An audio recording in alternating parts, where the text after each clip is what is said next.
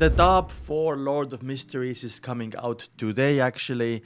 I want to talk about it a little bit. There are some big names here, and also the directors, voice directors, producers, and stuff like that. First of all, I will continue watching the Chinese dub, the original, until season 1 ends, right? I was planning to do like a big reaction stream at the end of season 1 on Twitch, where we maybe watch the entire dub as well in one sitting or in 2 sittings or something like that, to see how good the voice acting is. So let me know if you want to see something like that. The voice actors have been revealed as well for this. So Crunchyroll tweeted this out. So we have Joshua Waters for Klein, John Sinclair for Leonard, Brian Mathis for Tan Smith, Daniel Von Thomas for Alger, and Alexis Tipton for Audrey. This is the official dub, by the way. I think the Hindu one came out before this, which everyone said on my Discord at least that it was really bad. So the voice cast itself is really strong. I have heard some of their voices before. I usually never watch the English dub because English is not my first language, so I always choose the original.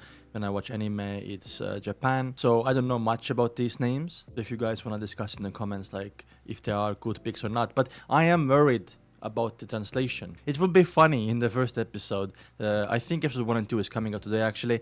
It'll be really funny if in the first episode they would translate spectator as audience again, but this time in dub. So the production team though is very strong. So I had a look at this as well. So if you look here, voice director has worked on Blue Lock, Rhino 7 Spellblades, Arifureta, Dragon Ball Taima. So already strong picks here. Producer has worked on Attack on Titan, My Hero, Dragon Ball, One Piece. That's a strong lineup here.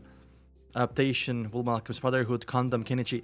Fullmetal Alchemist Brotherhood is one of the only shows I watched a dub for.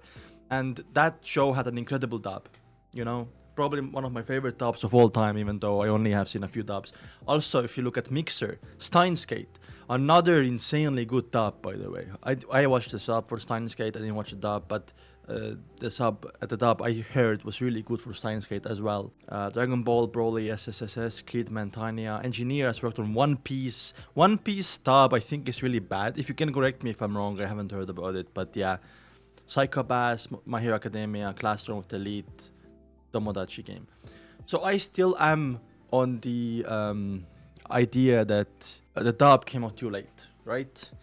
If Crunchyroll released the dub in the beginning with everything else, with the Japanese dub and other audiences, because that would have been really good for this show. The momentum would have been a lot better. I think Lord of Mysteries is peak, and I think they have done a pretty good job. For example, Crunchyroll went back and fixed their subs and stuff like that. I know, like, that's basically like doing the bare minimum, is fixing the subs later. But like, let's say like this is the LOTM audience, right? These are the novel readers, right? And this is the undapped audience. Basically, these people who read the novel, this little bubble here, they will watch the adaptation of the novel no matter what, right? Crunchyroll should do whatever they can to get this audience to join this audience right here.